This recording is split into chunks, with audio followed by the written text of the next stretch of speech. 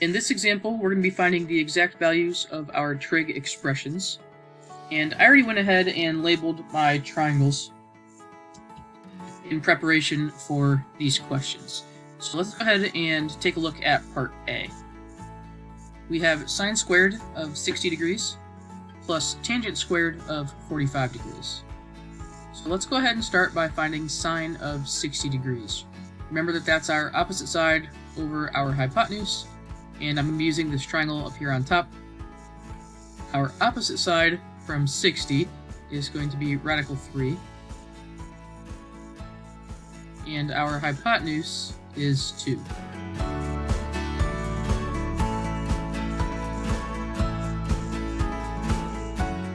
Let's take a look at tangent of 45 degrees. That one's going to be using our triangle here on the bottom, and tangent is our opposite side over our adjacent side, and in this triangle that's going to give us a 1 for our opposite side and a 1 for our adjacent side.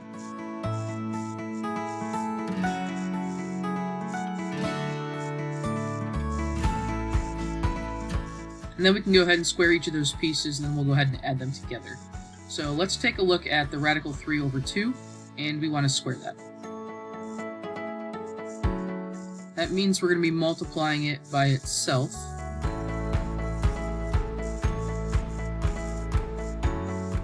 And if we multiply 2 times 2 on the bottom, that's going to give us a 4. Radical 3 times radical 3 on top, it's going to give us the square root of 9, which is the same thing as 3.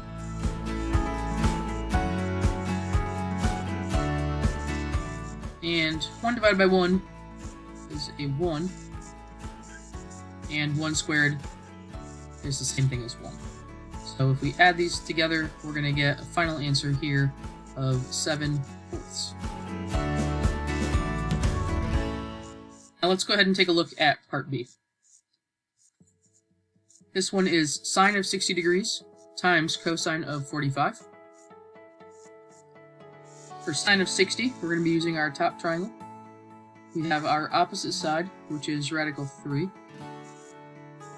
over our hypotenuse, which is 2. And cosine of 45 degrees, we have our adjacent side, which is a 1. And our hypotenuse in that bottom triangle is a radical 2. Now let's go ahead and multiply these fractions together. This is going to give us radical 3 on top and 2 radical 2 on the bottom. Normally you can go ahead and leave your answer like this, but let's go ahead and rationalize our denominator in this example. We want to get rid of that square root radical 2 in the bottom of our fraction, so we're going to multiply top and bottom by radical 2. And when we do that, we're going to get radical 6 on top, and 2 radical 4 on the bottom. We can go ahead and take the square root of 4. This piece is going to give us a 2.